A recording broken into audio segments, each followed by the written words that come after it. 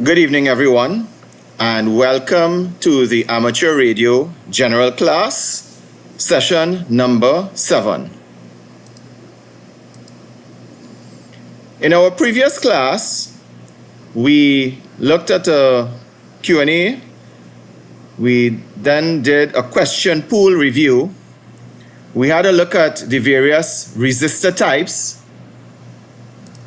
We also looked at the practical considerations with resistors. We discussed capacitor types, capacitor construction. We looked at ceramic versus electrolytic capacitors. We then looked at inductor types. We talked about the toroidal ferrite core inductor, also known as the toroid. We looked also at ferrite material, the use of the ferrite core and ferrite beads. We also discussed inductors and self-resonance.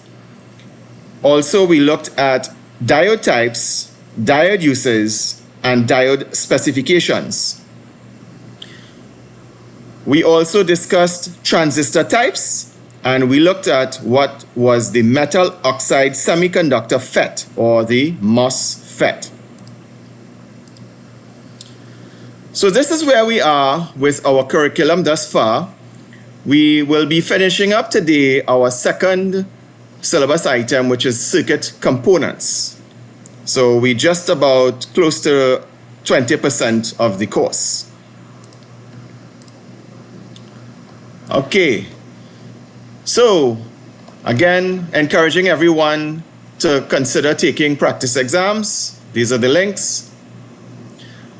And we had one question from our last class. So the question goes as follows. On Zello, I have heard call signs beginning with 9Y5 or 9 Yankee 5. Are those amateur radio call signs? And if not, can I call myself 9Y5 something? So that's a very good question, and in fact a very good observation. So first of all, the answer is no. Those are not amateur call signs as per normal. What they are emergency stations call signs. So it's not a regular amateur call signs per se. They are emergency stations. So call signs, yes. And can you assign 9Y5 to yourself? Well, the simple answer is you cannot assign any call sign to yourself. Not 9Y5 and not any of the others that we have listed here. And what we have listed here are the proposed call signs by the Telecom Authority. So the new framework that is supposed to be out soon, these are the call signs that are associated. Notice that 9Y5 is an emergency station, not a regular amateur radio call. So once you hear 9Y5, it's an emergency station. All right, so bear that in mind, and also note that you cannot simply assign any of these call signs to yourself. You have to be assigned or be allocated or authorized by the Telecommunications Authority in one form or another. All right, so I hope that clears up that question. All right, so let's move right along. So we will now proceed to go through some of the questions in the question pool associated with the theory that we looked at last class. All right. So one moment to share. All righty then. So this is where we left off the last time, and we're just going to go through the questions pretty quickly, and it's because we would have dealt with all of the theory during our last session. We'll quickly go through these questions, but just so you see what the questions look like and how the answers are presented. So we're not going to try to redo or go over too much the theory, yeah? So the first question in the question pool, what are the stable operating points for bipolar transistor? All right, so As a matter of fact, I'm sorry about that. I started at the wrong place. My apologies. Let's go back up. Right. Okay. Just give me one moment, class, please.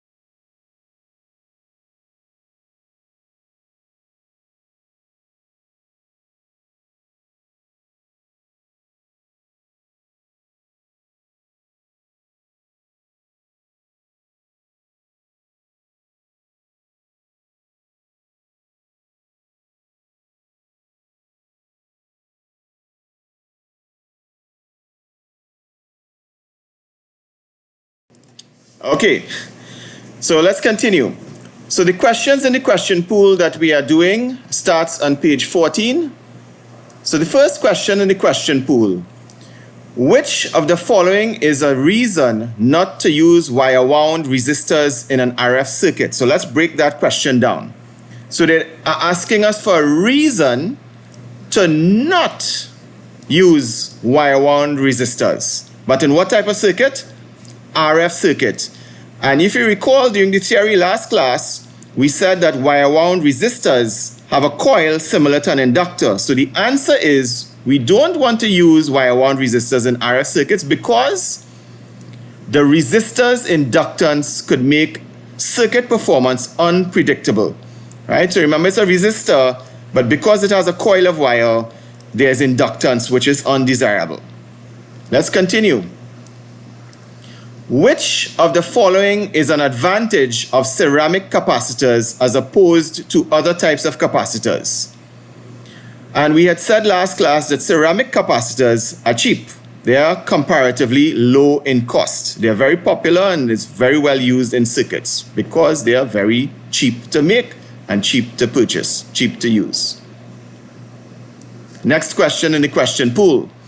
Which of the following is an advantage of an electrolytic capacitor? We had said an advantage of the electrolytic is high capacitance for its size or for a given volume. Next question in the question pool.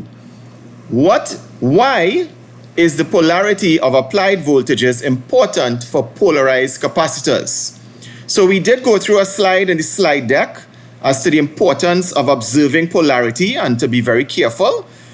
So all of these points that are given here are correct and they are in your slide deck as well. These are the reasons why polarity, or we have to observe polarity. The first one is that incorrect polarity can cause the capacitor to short circuit. Also, reverse voltages can destroy the dielectric layer of an electrolytic capacitor. Remember, we had a diagram showing how an electrolytic capacitor or capacitors in general are created or manufactured. And there's that layer in the middle. Remember, we used the analogy of a sandwich. You had the two slices of bread and you had the filler inside. So that dielectric layer could be destroyed if you reverse polarity or if you connect the capacitor in the wrong way. Putting the negative where the positive is and the positive where the negative is could destroy it. Also, the capacitor could overheat and explode, and we will not want that. So therefore, we do not apply reverse voltage to polarized capacitors. Okay, so next question in the question pool. What is an advantage of using ferrite core toroidal inductors? All right, so toroids, that's what they're asking. What are the advantages of using them? And we had a slide in the slide deck last class that talked about the properties and the advantages of using toroids, and they are as follows. Large values of inductance may be obtained. Remember, when we use a coil and we use the ferrite core with it, we increase the inductance significantly. So that's how we get the large value, by using that ferrite core. Also, the magnetic properties of the core may be optimized for a specific range of frequencies, meaning that depending on how the mixture that they use for the ferrite material, they could actually engineer that mixture so that it is suitable for a particular range of frequencies. So it's optimized for those ranges of frequencies. Yeah. And just a point to note that most of the magnetic field is contained in the core. So all of these points were included in the slide deck last session. So we're moving right along. What determines the performance of a ferrite core at different frequencies? Well, we just said it a little bit there. It has to do with the material, or the mix, or the composition of the material in the ferrite. So the composition or mix of materials used is the correct answer. Next question in the question pool. How does a ferrite bead or core reduce common mode RF current on the shield of a coaxial cable? So let's dissect this question a little bit. What are they asking us? They say, how does a ferrite bead or core, what does it reduce common mode RF current on the shield of a coaxial cable? So we had looked at how a ferrite core affects transmission material when it's encased. And it does so by creating an impedance in the current path.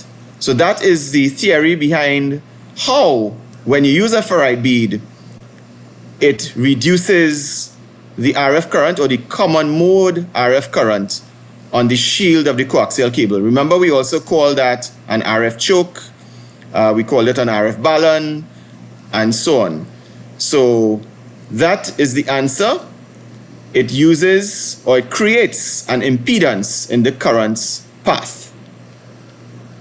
Next question in the question pool. What happens when an inductor is operated above its self-resonant frequency? So let's dissect this question a little bit. So they're asking us, what happens when an inductor is what? Operated above its SRF. Remember, we had a slide on SRF, self-resonant frequency. And what we said is, below the SRF, the inductor operates as an inductor. But at frequencies above the SRF, it started to not operate as an inductor, and it started to operate as a what? A capacitor. So therefore, that's the answer. When you operate an inductor above its SRF, or self-resonant frequency, it acts like a capacitor, and therefore it becomes capacitive, and that's the answer. Next question in the question pool.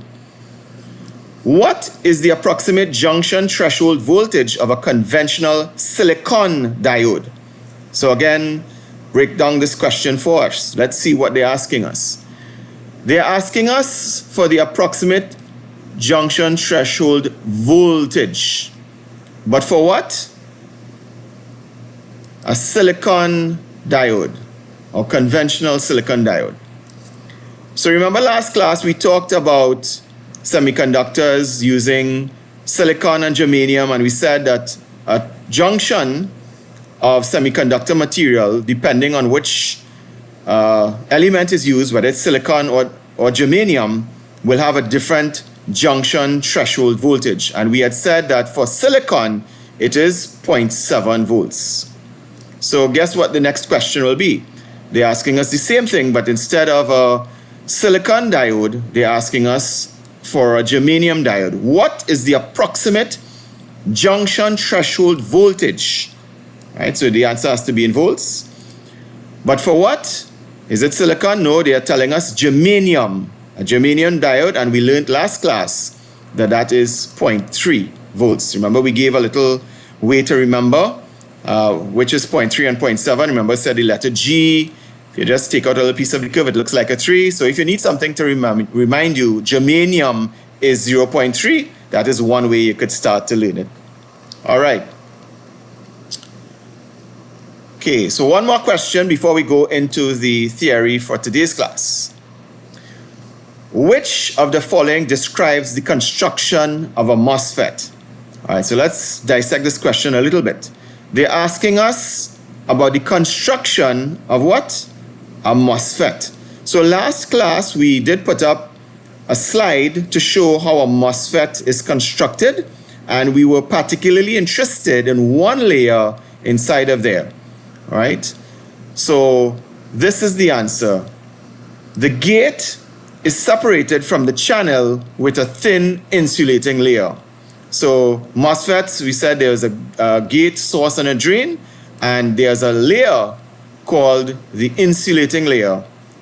So that is the answer. Gate is separated from the channel with a thin insulating layer. So we now return to our slide deck, and we'll go straight into some more theory. All right. So we would have dealt with transistors a bit during the technician class, and we also talked a bit already about transistors during our general class sessions. But we are going to look at something very specific about transistors, what they're used for, as well as a property that we need to learn about the junction transistor. So let's go straight in. So we may recall a transistor, we may recall that this symbol is a symbol for a transistor, and we can see what a transistor looks like. So we are talking here about transistors. And we say that transistors can be used in amateur radio either to amplify or to switch. So those are the two uses that a transistor is made up for: to amplify, or as amplifiers, and switches. Of course, amplify simply means to increase the signal, right? So you have an input signal and you want to increase it to a different level, you send it through a transistor, and it will be an input, and then you have the output, and it's amplified or increased in the output. But you can also use a transistor as a switch, meaning that you could turn a circuit on or you could have it off. And how it's done is using what you call the base current that will determine whether the flow of current goes from the collector to the emitter. So that's how it's used as a switch. Depending on what you apply here and the various biasing of the leads to one another, it will determine whether this conducts or if it doesn't conduct. So this is the point that we are making here. When you're using it as a switch, remember we say we can use a transistor either as an amplifier to increase the signal, or we can use it to switch. But when we use it as a switch, a small base current, so again, B here is for base, according to the little legend we have here. When we use a small base current, when we use a small current applied to the base, that's the B here, it controls a larger current through the transistor. So this is the pathway that the current will take. It will go from the collector through the emitter. Depending on the small current that we'll put to the base, it will allow this flow through the transistor. If we don't apply that current, there'll be no flow, which is the other point that we are making here. The current is either on or off. So there's either no flow from the collector to the emitter, no flow at all. In other words, the circuit is off. Or there is flow, meaning that there is current flowing between the collector and the emitter, and that is on.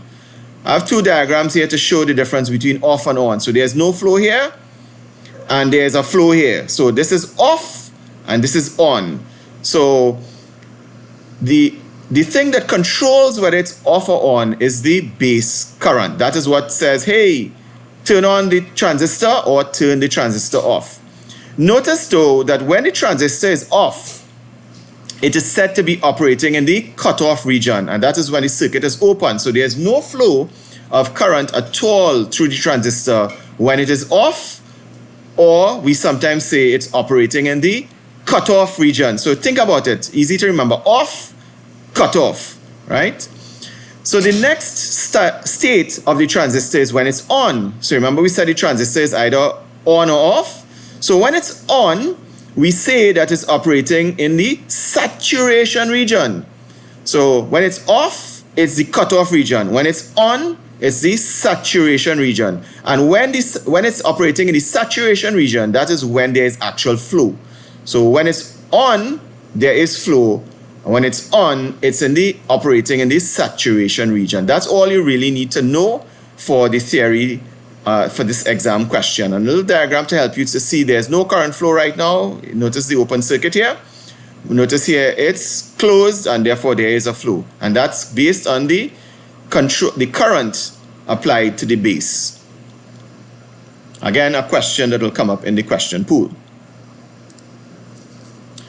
So we're going back a little bit into some vintage. I will ask a poll question and I will ask persons if you could just raise your hands. That's okay, Jeffrey. Oh, I'm so sorry to hear. I trust that you're okay and not a problem. You can take a look at the recordings to catch up. But so sorry to hear of the injury. Trust that you will mend very quickly. All right. So a poll question. The question is, who amongst us have heard of vacuum tubes or tubes? Just raise your hand, please. Any one of us that has heard about a vacuum tube or what a tube is? All right, 15, 16, 17. All right, okay. All right. So we had at least 20 persons or so that raised their hands. All right. So you can lower your hand now if you wish. So that's quite a lot of persons. So I don't know if that speaks to your age or it speaks to the fact that you might have done some electronics theory before, but it's good. So at least some of us have heard of vacuum tubes before. All right. So of course we like to make things real. So we have a little diagram that shows, what a vacuum tube would look like from a diagrammatic standpoint. It looks like, for want of a better word, a bulb. An incandescent lamp, as sometimes we will call it. It looks like a bulb, right? If you watch it on the right-hand side here, it looks kind of bulbish, right? So that's what a vacuum tube looks like. And the specific vacuum tube that we are looking at is, somebody says both. They did electronics and the age also. All right, Ian, got you there. So the vacuum tube that we will be interested in for our general class is called the triode. And you might start to see some parallelism between the triode and the transistor. For example, you're seeing already here, this is the symbol for a triode. Don't necessarily need to learn it, but again, we like to give something extra and put things into context so that we could do comparisons and contrasting. And you might say, but wait a minute, it's looking a little bit transistor-ish. And you would not be wrong, by the way, in making that analogy. Yeah, right? But let's go straight into the triode. That is a type of vacuum tube, all right? So we say here that some amateur radio equipment, and most notably amplifiers or linear amplifiers, still use vacuum tubes today. So those of us who said we know vacuum tubes, some of us might know it and we don't even know we know it. In a way, the older type of television sets, the ones, not the flat screen that is, very thin, the bigger television sets that, had depth, that was heavy to lift up and so on. Those are sort of vacuum tubes in a way, right? So we may be more familiar with vacuum tubes than we know. Anyone who has seen an older type style television would be familiar, because that tube is called a cathode ray tube, a CRT. So it's a form of vacuum tube, right? But the simplest vacuum tube is called the triode, and that's what we have here on our screen. That's a triode. This is the symbol for the triode. Not that you need to learn it or memorize it, but again, you'll see that you have connections to it, right? 3 connections, similar to what? A transistor. All right. Those connections are called the cathode, the control grid, or simply the grid, and the plate, also known as the anode. So those are the names of the connections to the triode. Right, so you have the cathode, the grid, and the plate. So 3 connections. And that's a note here that the control grid controls the flow of electrons from the cathode to the plate. So how it works is, if we were to look at this part of the diagram here. This is a triode. On the left-hand side, I have two of them, but I'll get to why we have another one here. So this is a triode. Notice you have the cathode, notice you have the anode or the plate, and you have the control grid. And they just made a statement here saying that the control grid controls the flow of electrons from the cathode to the plate. So let's see where is the cathode to the plate. So this is the cathode, and it is saying that electrons are going to flow to the anode. Fair enough. All right, because we are talking about circuits, we're talking about electronics, we're talking about electricity. So electrons are going to flow from the cathode to the anode. It's going in this direction, right? But what controls that flow is the control grid. And here's our control grid. So they're just simply telling us that this control grid here controls the flow of electron moving from the cathode to the anode. That is our triode right here. So why do we have this second triode on the right-hand side? It's for this last point. They say to reduce parasitic capacitance. And if you recall last class, we say that sometimes components are not perfect. They may have a property that we don't desire. Remember we said sometimes an inductor may not only have inductance, a capacitor may not only have capacitance, a resistor may not only have resistance. They're not perfect. Well, similarly in a triode, which is a vacuum tube, there may be some capacitance or parasitic capacitance or unwanted capacitance or stray capacitance or extra capacitance that you don't want in your circuit. So they're saying here to reduce that unwanted capacitance or parasitic capacitance between the control grid and the plate, we use a screen grid. And what is a screen grid? Look here. On the right-hand side, this is a screen grid as opposed to just the regular grid. So we're using a screen grid. So what is the purpose of that screen grid inside of the triode? When we manufacture it, we add the screen grid to reduce parasitic capacitance. Capacitance that we don't want. It's not what we desire. We don't want capacitance inside of there. And therefore, we use a screen grid. Again, a question in the exam. So we'll just do one more slide before we go to the short break. Batteries. Well, we encountered batteries before, but we need to deal with a specific type of battery in this slide, and we'll come to some other types of batteries in a short while. So we're saying that batteries are a very popular means to power amateur radio equipment. So remember, you can have what we used to call a transistor radio or just a portable radio to listen to FM radio broadcasts. Use batteries there, use batteries in watches, use batteries in all sorts of equipment. So hams or amateur radio operators will also use batteries also, right? They have small batteries and large batteries. But you can use them in handheld devices such as walkie-talkies, but you can also use them for backup power, for emergency communications for your base and mobile operations, for instance. So batteries are very popular to use. And on the right-hand side here, we have a symbol of what a battery looks like. It's multiple cells together, and you have a positive terminal and minus terminal. So that's the symbol for a battery. And also, on the right-hand side here, you have different types of batteries, 9-volt batteries, 1.5-volt batteries, rechargeable 1.2-volt batteries, and you have also different chemistry types. We'll come to that in a little while. Batteries can either be one-use batteries, meaning you use it once, and once they are discharged or they are spent, you throw them away. So that's the one-use battery. But you also have rechargeable batteries, meaning that you could put them in a charger and have them recharged and use again many times. Of course, there's a limit to how many times you can recharge a battery, of course, right? It's not limitless. But the point is that you can reuse it. So there are one-use batteries and rechargeable batteries. There are many battery chemistries. So if you look on the right-hand side here, we have lithium ion, lead acid, nickel metal hydride,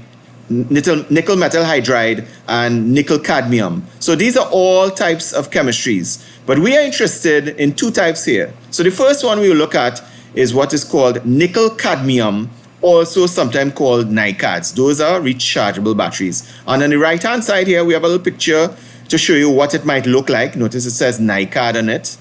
And this is the construction of what it looks like from a cross-sectional view. So this is a Ni-Cad, an example of a Ni-Cad or a nickel-cadmium battery. But why are Ni-Cads popular? Why do we use them? Why might we like to use them? It has a certain property. Ni-Cads have a very low internal resistance. And because of that low internal resistance, it can supply a high current. So you might be thinking already, but wait a minute, I've kind of encountered something like that already, and you'll be correct. When we did the Ohm's law formula, low internal resistance, remember E is equal to IR or V is equal to IR. When we transpose, we get I is equal to V over R. So that means if you have a low R, you have a very high I. So low resistance will result in a high current. So this is just to, again, cross-connect to some concepts so that we could relate to the theories that we have done before. So again, nickel-cadmium batteries have a low internal resistance, which allows it to supply or have a high current flow through the battery. So let us take a short break and we will return after and deal with some other types of batteries. So take a stretch, get some water, have a bathroom break, meet you back in a couple of minutes.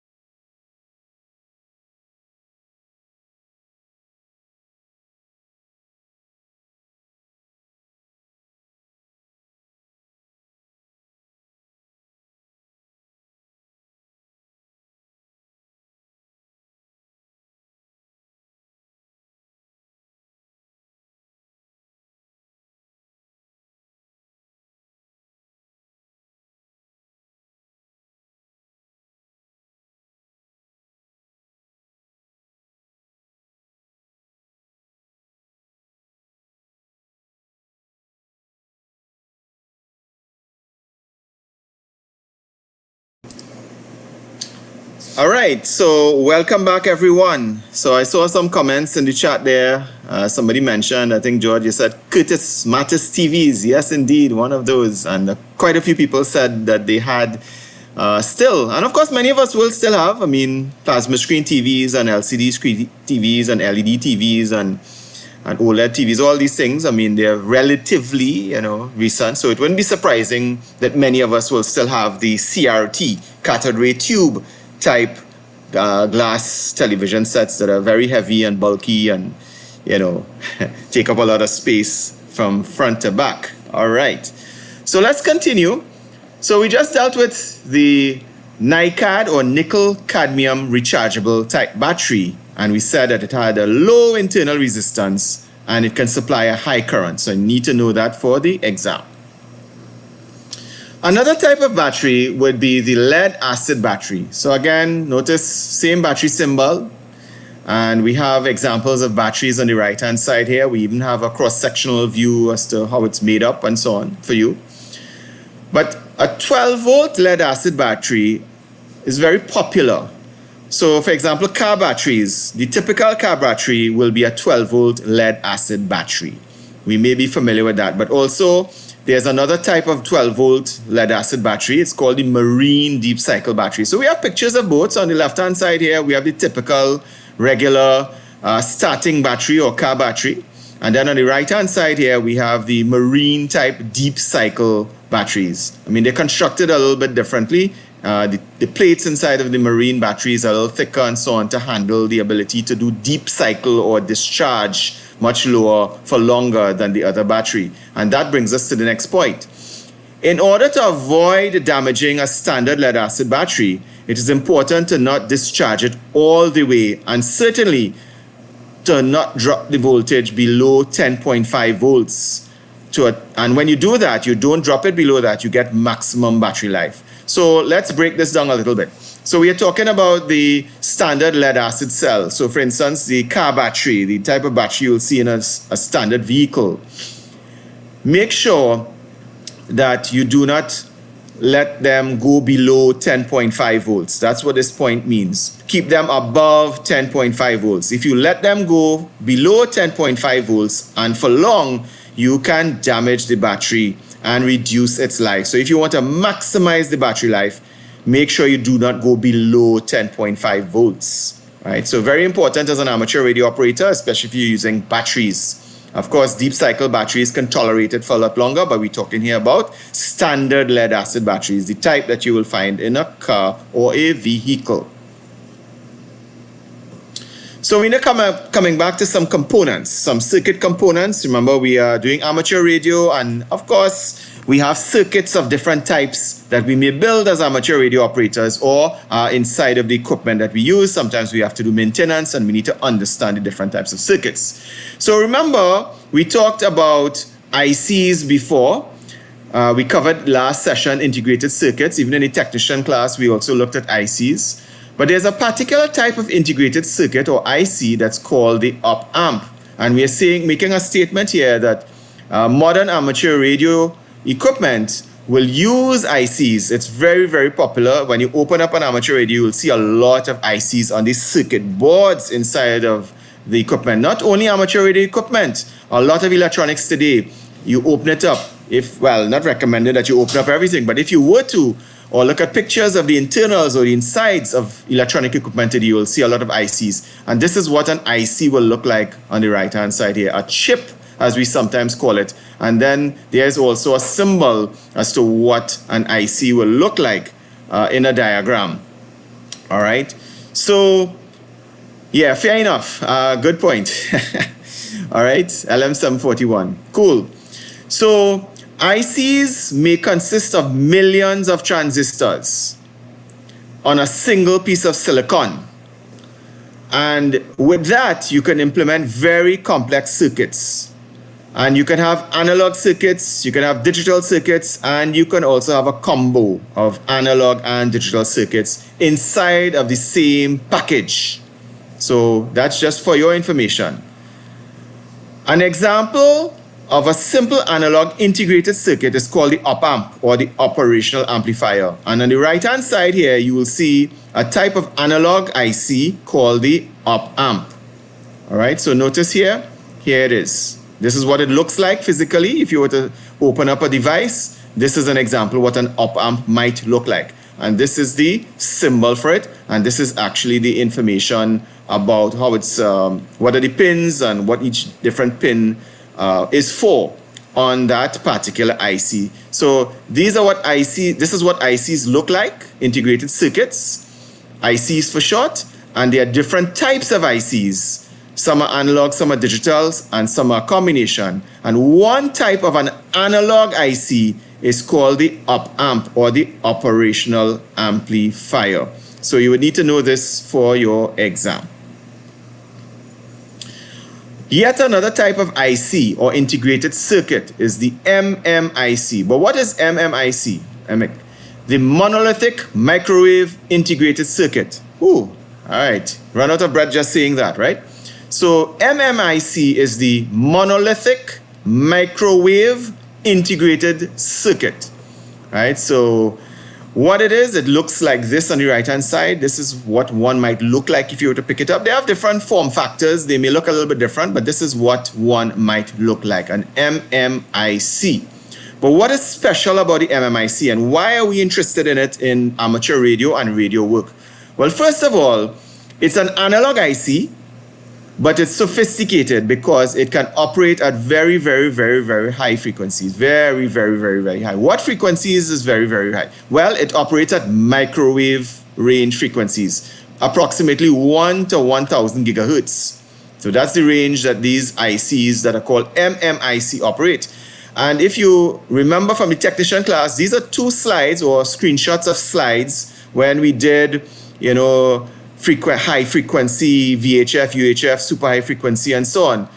And we also did the electromagnetic spectrum to show you where microwaves are, you know. So this is just a reference point when we're talking about the microwave range of frequencies, just to give you a reference point to what we did in the technician class to show you where it operates. Microwave frequencies. Again, we are talking about from 1 to 1,000 gigahertz or so.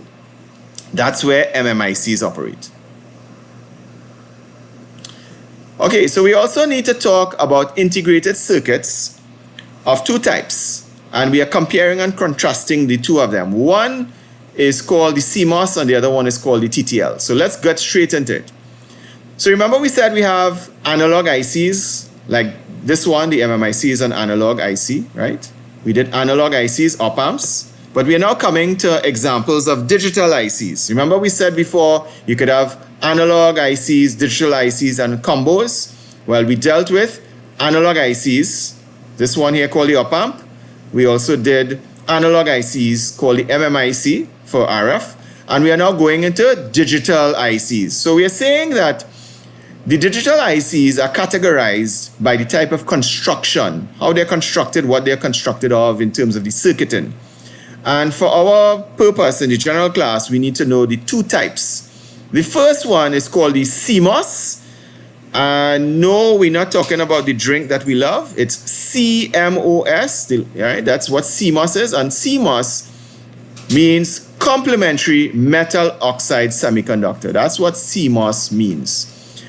And we just have a little note here. You don't need to know this for the exam, but just to let you know that CMOS uses FETs. Or FETs, or field effect transistors. That's just FYI, in case you wanted to know. But you don't need to learn it for the exam. Also, the other type is called TTL, or transistor logic. Those are the two types of digital ICs that you will find. And again, a little extra information here. Don't need to learn it. But TTL type uses bipolar junction transistors, or just just for your information so that you will know when I say the type of construction, just give you a little idea. You said, oh yeah, we did do a class showing you had the bipolar junction transistors, which were different to FETs and MOSFETs and so on, right? So just to let you know that CMOS uses FETs and TTL uses bipolar junction transistors. There's an advantage, however, of CMOS over TTL. What is that advantage? And you need to learn this for the exam. CMOS is using low power, or we say it's low power consumption compared to TTL type ICs. So it's a very efficient way to, sometimes you might say, but what's the big deal? But if you have a lot of them, you might be consuming a lot of power. So as an amateur radio operator, you may be operating low power because you have no electricity, no supply from TN-Tech, for instance, in Trinidad and Tobago, or whatever your provider is, and you have to use battery, and therefore you want your equipment to run for as long as possible. So low power consumption devices can be an advantage. Of course, it will reduce your electricity bill as well, but notice that the advantage of CMOS over TTL type ICs is that it is low power consumption. And just some examples on the top here, of what a CMOS looks like and a TTL below. Right? So just some extra information to make it real so you can see, hey, they're all chips, you know. And until you see what the number on the chip is, you may not know what is inside of them. So they all look like some version of this. More pins, less pins, ICs, integrated circuits. There's another type of integrated circuit that you will encounter in the amateur radio exam, and you're probably already familiar with this. This type of integrated circuit is called memory. All right, so you say, but wait a minute, that sounds familiar. You know, my computer has memory, my smartphone has memory, you know. So yes, you wouldn't be wrong in thinking that. You're correct. It's an important type of an IC. It's a digital IC, and it's called a memory chip. All right, so memory is another type of digital IC. Again, on the right-hand side here, look at it. It looks very similar to some of the other chips that we've been looking at before, right? So they all tend to look similar, although they are different form factors. I am just showing one type for you, but just to get you the idea that they look like this, and for you to know what it is, you have to look at the number on the chip to know what is inside. So memory chip, and one type of memory chip is called the ROM chip. ROM means read-only memory. So some of us who may have done some computing or IT courses might say, but wait, I know about ROM, I know about that, yeah, computer will have ROM, my smartphone will have ROM, how much ROM and RAM and so on, yeah. So it's the same thing, read-only memory. So that's one type of digital IC or one type of chip called the ROM chip. What is it used for? ROM chips are used to store programs or data that never changes. So please take a note of that. It's also called non-volatile, and this is the part you need to know for the exams. Non-volatile. And what does non-volatile mean? It means that the information stored in the memory never changes even when the power is turned off. So you turn off your computer, you turn off your smartphone. When you turn it back on, what was in it remains, and it is programmed at the factory. It's non-volatile. You can't change it, you usually don't. It's done at the factory and it's burnt in and it remains like that forever and ever. So ROM chips are read-only memories, and they refer to this as non-volatile memory, and it means that the information never changes even when power is off. You need to learn this for the exam. Okay, so we now come to LEDs versus LCDs.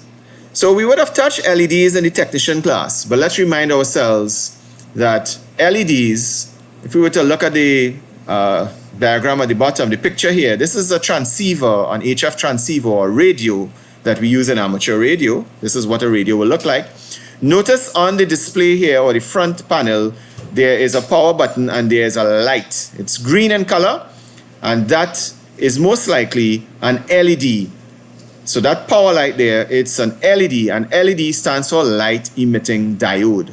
So it's a diode, but it's light emitting. When a voltage is applied to it, it lights up.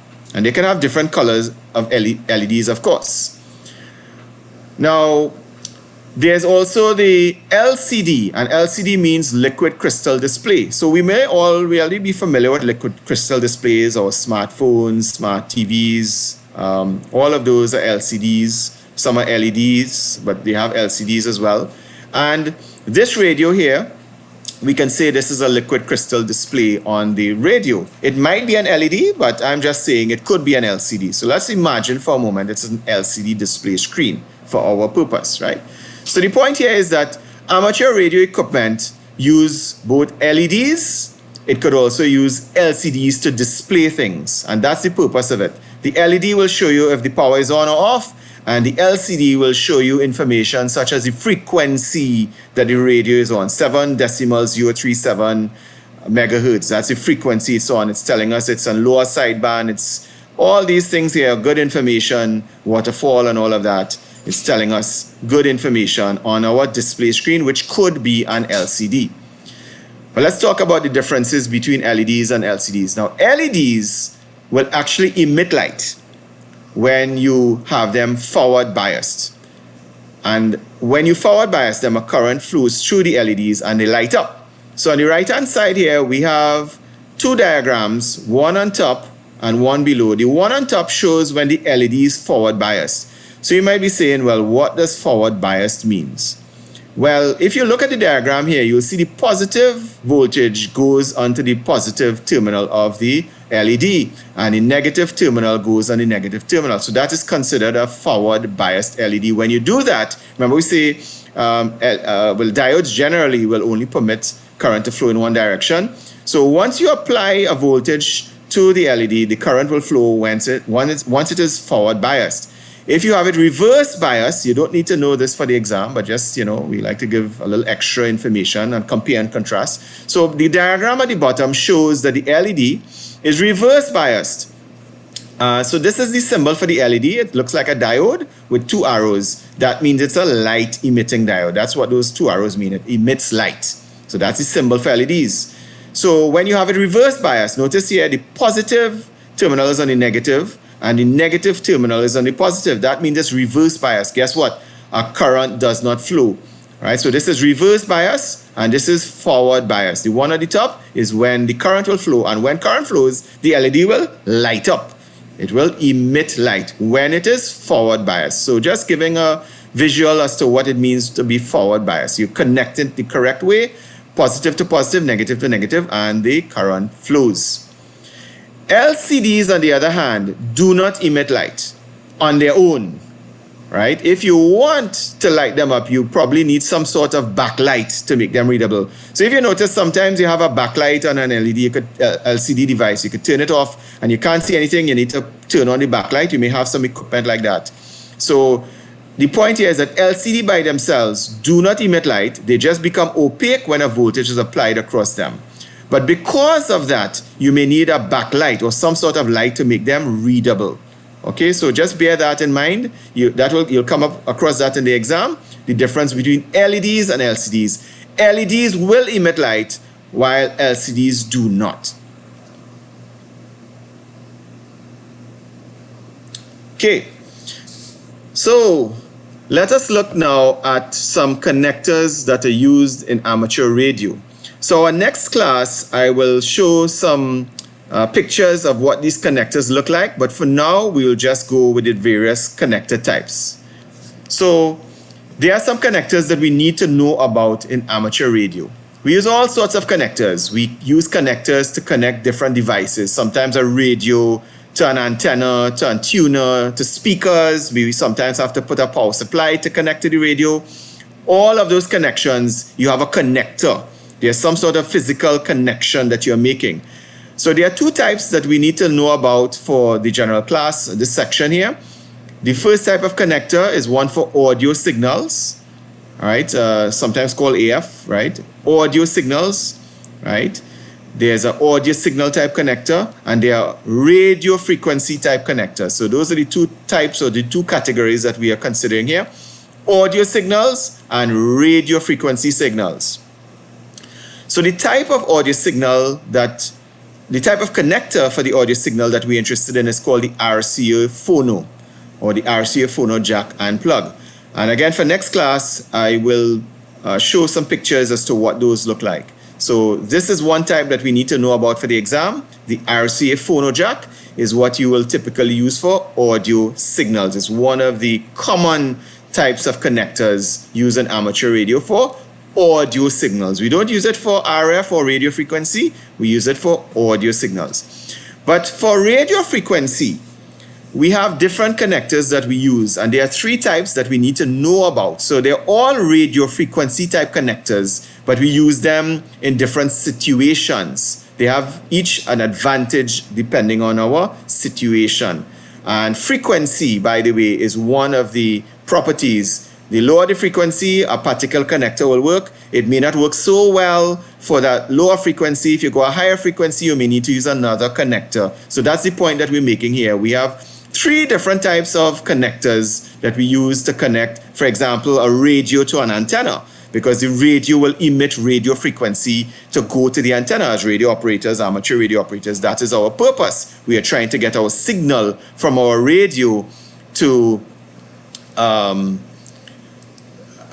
the antenna. That's the purpose of it. And I'm seeing a number of questions that's coming up, and we will certainly address those questions in the Q&A section for next class. So very good questions, and we really do appreciate those questions coming from the participants. So continuing. So remember we said two types of connectors, audio and radio frequency. So under radio frequency, the first type of connector that we want to talk about is called the PL259. That's just the name of the connector, PL259. And it is good for use in frequencies up to 150 megahertz, which is in the VHF range. You can use it for 150 megahertz and below. If you use it for a frequency higher than 150 megahertz, it may not be so suitable. You may have losses and that sort of thing. So PL259, it's good for up to 150 megahertz.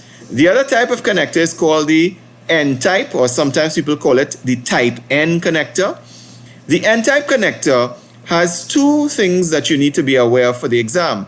Apart from you can use it up to 10 gigahertz, notice 10 gigahertz as opposed to, let's say, the PL259 that's only good up to 150 megahertz. Remember, 150 megahertz from the technician class, that's in the VHF range. Remember, as we said, VHF is between 30 and 300 megahertz. But above that, if you want, you can use an N-type connector because it's good all the way up to 10 gigahertz, all right? But also, there's another neat property of the N-type connector that they tell us about. It's moisture resistant, yeah? So those are the two properties of N-type connectors. And as I said, in our next session, we will show you pictures as to what these connectors look like, I promise. And then we have the SMA connector. So some persons may already be familiar with SMA connectors, yeah? So the SMA connector is described as a small threaded connector, and it's suitable for signals up to several gigahertz. So these are the properties of the connectors that we need to know for the exam. The PL259 is good up to 150 megahertz. The N-type is moisture resistant and also good for up to 10 gigahertz. And the SMA is a small threaded connector, and it's suitable for frequencies up to several gigahertz. So you have audio signal connectors and you have radio frequency signal connectors. Very important, and these are actually used in amateur radio. It's one of the things once you get into radio is you need to get connectors to connect things together. All right. So that's it for the theory. I just want to save the date because next week, Saturday, that is Saturday the 29th, there's an upcoming webinar or rather virtual panel discussion that is taking place. We will provide further information, but just save the date. It's entitled The Role of Radio Communications in Disaster Prevention and Preparedness. So everyone in the class here may very well be interested in that upcoming virtual panel discussion.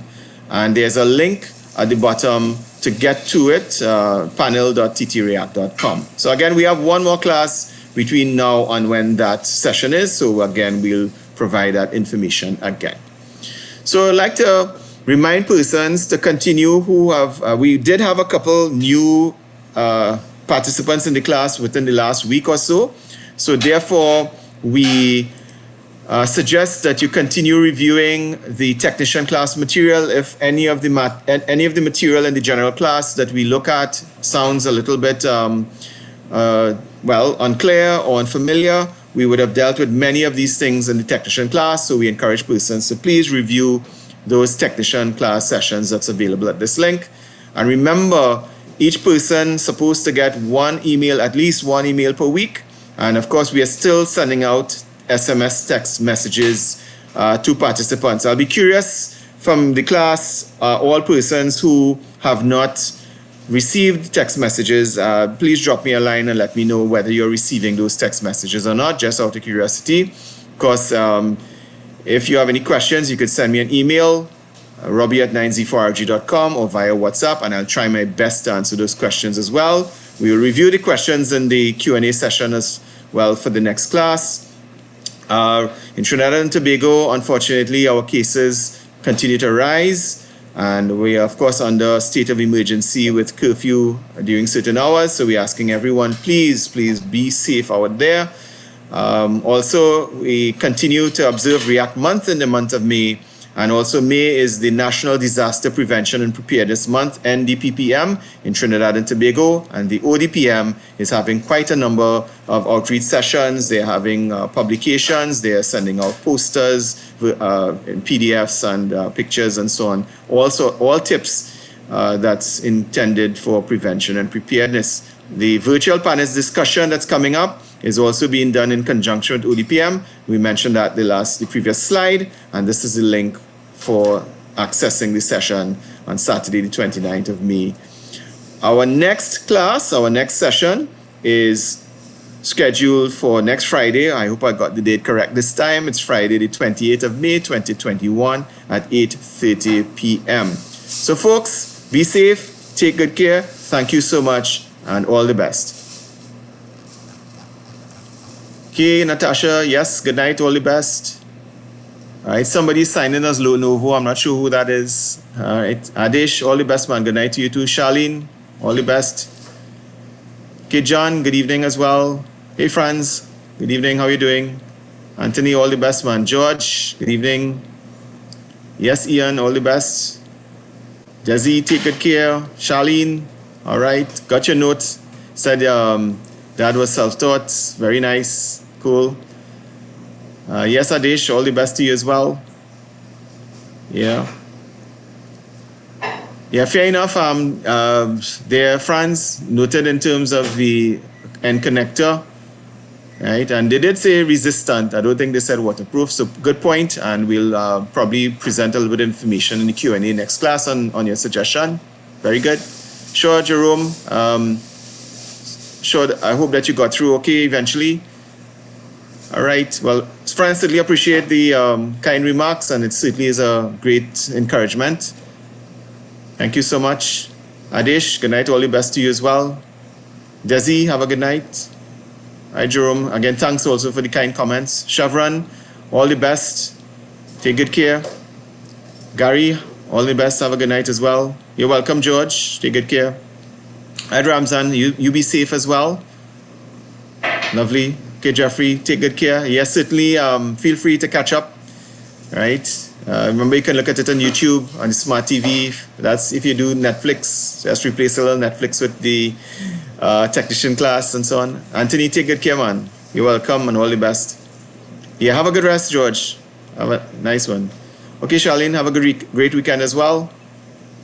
Fantastic, dear friends. I have to check that out as well. Really good job in getting the St. Vincent Echolink node up and running. You're welcome, Jessica. Have a good night as well. Yes, Sylvester. Take good care. Be safe. All right, Kevin. Good night. Thanks. I really appreciate the comments. Okay, Sean. You too. Be safe. Take good care. All right, Ian. Well, yeah, I mean, all of us, I mean, even presenting as well, you know, coming, awakening some of that electronics from the past as well. Same here too. Jeffrey, take good care. Have a good night. All right, Victor. You too as well. Have a good night, man. All be safe. Take good care.